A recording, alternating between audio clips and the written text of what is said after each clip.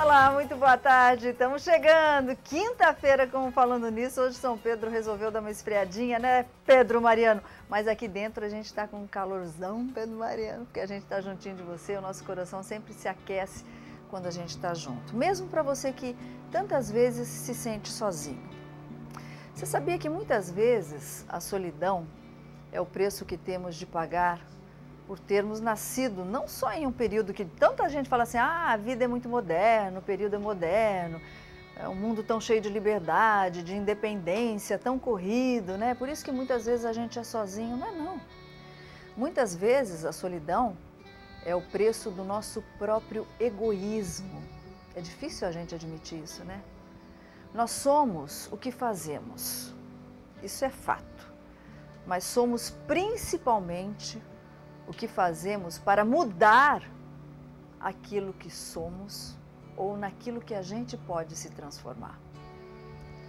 Então, se você está fazendo uma coisa que está te deixando sozinho ou sozinha, não culpa os outros, ninguém me procura. Muitas vezes é o nosso próprio egoísmo. Pensa nisso, pensa bem nisso e fica de olho no Falando Nisso, que hoje a gente vai falar sobre beleza e saúde. Confere aí.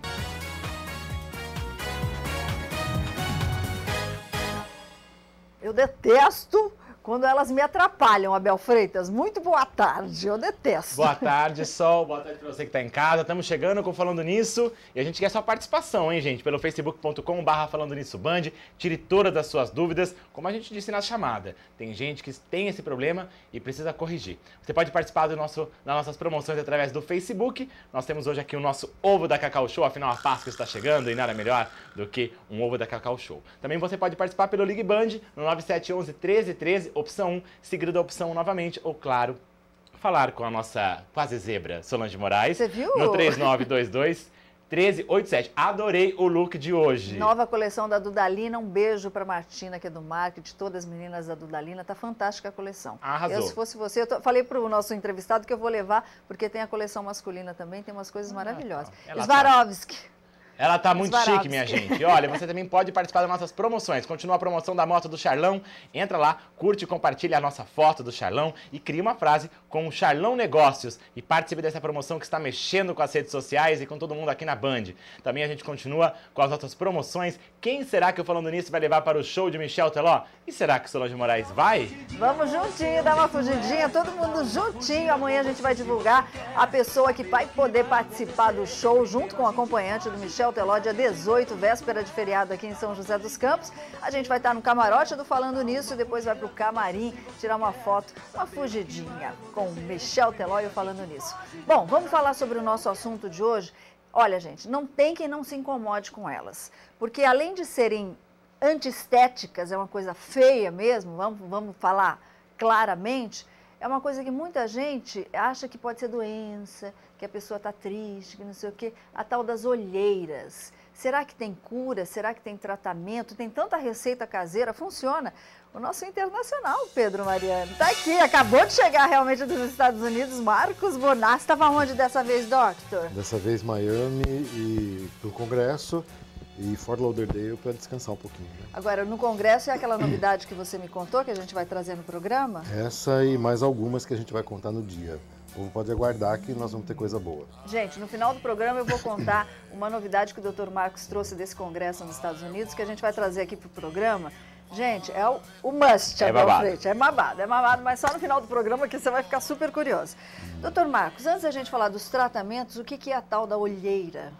A olheira, na realidade, assim, ela tem algumas características e todo mundo tem um pouquinho, né? Quanto mais, não é só a pessoa morena, mas em regra geral, quanto mais morena é a pessoa, a olheira fica mais evidente. Por quê? Essa região do olho, se a gente olhar bem para a pele da gente no espelho, Solange, o rosto tem um tipo de pele, aí quando chega aqui na transição do rosto para a pálpebra, a pele muda a textura. Ela é mais fininha. Ela é mais fininha. Nessa região, acumula um pigmento, que é a melanina, que é aquilo que dá cor na pele da gente. E também nessa região existe a conjunção de várias veiazinhas e artérias pequenininhas que dão o tom meio avermelhado, arroxeado às vezes. Então a olheira seria uma combinação de dois pigmentos, duas tintas, duas cores, o marrom da melanina e o roxo ou o vermelho do sanguinho dos vasos, dando um caráter um pouco mais escuro, um pouco menos escuro, mas sempre um pouquinho mais escuro do que a pele normal. Até para quem não tem olheira, se a gente olhar bem, essa região é sempre um pouquinho mais escura. Umas são evidentes e outras pessoas não. Por quê? Outras É genético, hereditário isso? Existe um fator genético hereditário, existe um gene que comanda esse depósito desse pigmento. Então, se na família tem a mãe, a avó, a tia, a tendência dessa pessoa é ter um Também pouquinho é. mais de olheira do que na família que não tem. Então, existe um componente genético, mas também existe uma predisposição individual. Quer dizer, a genética ajuda, a pessoa que dorme pouco, por exemplo, ajuda a ter mais olheira, a pessoa mais tensa. Às vezes, quem tem rinite, aquela rinite muito... Incomoda também. a olheira às vezes não fica nem tão escura, mas fica funda. Ah, ok. Porque entope muito o nariz e aí parece que a Aparece olheira mais. afunda mais, né? Então são algumas situações que agravam um pouquinho. Ok, daqui a pouquinho a gente vai ver as olheiras da Belita, viu, Abel? Porque Ela não tem, meu amigo, porque ela dorme bem. Ela só faz fofoca à tarde aqui na televisão, aí ela consegue dormir, não tem nenhum tipo de problema. Vamos ver quem está na linha. Oi, minha linda, boa tarde. Boa tarde, Solange. Tudo bom? Tudo bem, você? Graças ao bom Deus. Diga, querida. É que o meu filho, ele tem uma olheira muito forte. E eu queria, uma vez falaram que colocando pepino assim nos olhos assim, será bom. Eu queria que o doutor falasse alguma coisa sobre Quantos isso. anos ele tem, linda? Ele tem 47 anos. Ele é fumante? Não tem vício nenhum, não bebe. Graças ao bom Deus, né, O doutor? cigarro acaba que também Acaba, é um né? agravante. Mas tem gente que tem mais mesmo, né? Então o pepino, ele tem uma substância lá, e ele é mais fresquinho, então ele descongestiona um pouco. Acaba que melhora, mas tem que tomar cuidado também para não botar Enfiar pepino. aquela coisa, aquela seivazinha, né, aquele líquidozinho, para não entrar no olho, porque pode irritar. Então, se for colocar aqui, age como um descongestionante da mesma maneira que age uma compressinha fria. Então, talvez mais simples e menos risco para o paciente é fazer uma compressinha com água gelada, não precisa ser muito gelada, né? Ou água boricada gelada, que também ajuda a descongestionar. Descongestionando ela melhora um pouco. Agora, não vai tirar a cor, vai descongestionar os vasos, mas não vai tirar a cor escura. Que tá? é, Que é tá uma lá das no coisas corpo piores e da olheira, sim. Ok, Abel. Bom, eu estava no salão e o tema do programa de hoje estava na boca do povo. Aí eu quero fazer uma pergunta, não é nem do Facebook, é das nossas telespecs que não são conectadas virtualmente. Botox elimina olheiras? Era a discussão hoje lá, viu, doutor? Da toxina botulínica?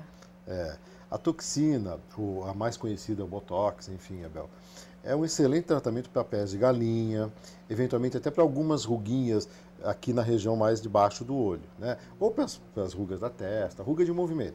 Para a olheira, para mudar a cor da olheira, necessariamente não. E vou te dizer uma coisa, Abel, dependendo do jeito que é o rosto da pessoa, dependendo da maneira como ela usa esse músculo que a gente tem aqui em volta, né? Às vezes tem gente que usa isso com muita força, menos força, enfim. Dependendo do jeito que o Botox é feito, do local onde é aplicado e da dose que é usada, Piora, né? eu vou te dizer que a olheira, eu acho que às vezes fica até pior. Então, assim, toxina botulínica não é tratamento de olheira, ela é tratamento de ruga que você contrai e movimenta. Pode ajudar na olheira se você melhorar o aspecto geral da pessoa. Se der aquela levantada, por exemplo. Você levanta a fisionomia, a olheira disfarça um pouquinho, mas não é tratamento de olheira específico. Eu vou fazer um alerta aqui, tá cheio de clínica de estética fazendo sem médico a aplicação de toxina botulínica, isso é proibido, tá? Isso é proibido pelo Conselho Regional de Medicina, pelo Conselho Federal de Medicina, ou seja, toxina botulínica tem que ser aplicada por dermatologista, por médico especialista. Tá cheio de esteticista querendo bancar médico. Bom, vamos deixar essas olheiras do Botox para lá, que já viram que esse assunto já está resolvido. E vamos ficar por dentro das notícias do Brasil e do mundo agora, com as notícias da redação com Solange Moraes.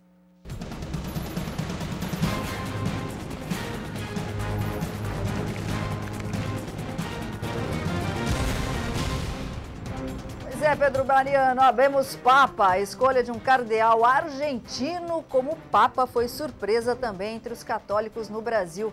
Religiosos veem em Francisco, o nome do Papa, o perfil ideal para levar adiante a reconstrução da igreja. A gente vai acompanhar na reportagem de Olívia Freitas. Uma hora depois da fumaça branca sair da chaminé, o mundo conheceu o novo Papa.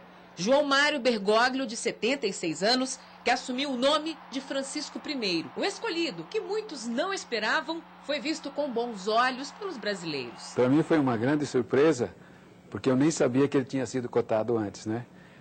Mas passada a surpresa, foi uma grande emoção. A nossa América Latina está levando para o mundo, entregando ao mundo todo, né, alguém que aqui viveu as nossas tradições, a nossa vida. Diante da atual crise vivida pela Igreja Católica, com os escândalos de pedofilia, prostituição e corrupção, está nas mãos do novo Papa uma reforma e a restauração da imagem do Vaticano. A curto prazo, acho que ele precisa montar uma equipe e que ele se cerque de pessoas competentes e de pessoas sensíveis à questão. Quando Cristo na cruz apareceu a Francisco e se manifestou a ele, disse: Francisco, vai e reconstrói a minha igreja. Eu penso que esta é a missão que Francisco I assumiu. Na década de 80, já sacerdote, Jorge Mário Bergoglio também foi professor de teologia na Universidade de Buenos Aires. O padre Mário Jeremia, que está à frente da Igreja Santa Cecília, no Rio de Janeiro,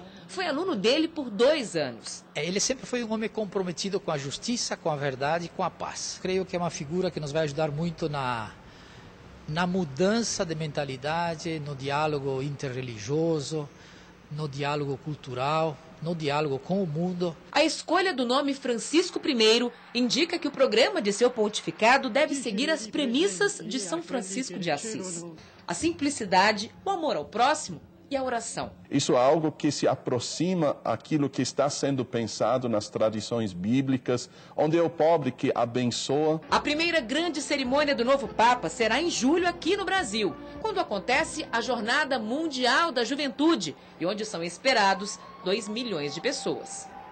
E claro que ele deve vir à nossa querida cidade de Aparecida no meio do ano aí. E bem escolhido o nome de São Francisco, né? De Francisco, que foi um santo muito rico, que abdicou de tudo pela simplicidade e pelo amor ao próximo. A gente espera que seja esse o destino do novo Papa Francisco. Bom, vamos ver o destino de outra pessoa. Deve ser decidido hoje o destino de Misael Bispo. Ontem, o 3º dia de julgamento do policial aposentado, Misael Bispo, foi marcado pelo interrogatório do réu, que voltou a negar o crime. Misael é acusado pelo assassinato da ex-namorada Mércia Nakajima. A reportagem é de Rodrigo Hidalgo. Misael Bispo de Souza começou a ser interrogado no fim da tarde. O Ministério Público decidiu não fazer perguntas ao réu porque, segundo a acusação, ele teria apresentado 6 versões durante o processo. O advogado e policial aposentado disse que tem um porte de todas as suas armas, mas que não anda armado. E negou ter assassinado a ex-namorada. Eu não matei ninguém, excelência. Essas versões que ele está falando que eu dei aí, ele não procede. O perito-chefe do caso também foi ouvido hoje. Renato Patoli afirmou que a terra encontrada no sapato de Misael não é compatível com a da represa de Nazaré Paulista. Foi nesse local que a polícia encontrou o carro e o corpo de Mércia Nakajima 19 dias depois dela ter desaparecido, em maio de 2010. Essa terra aderida era compatível à terra da represa? Não, nenhuma das terras eram compatíveis. Sem mais perguntas.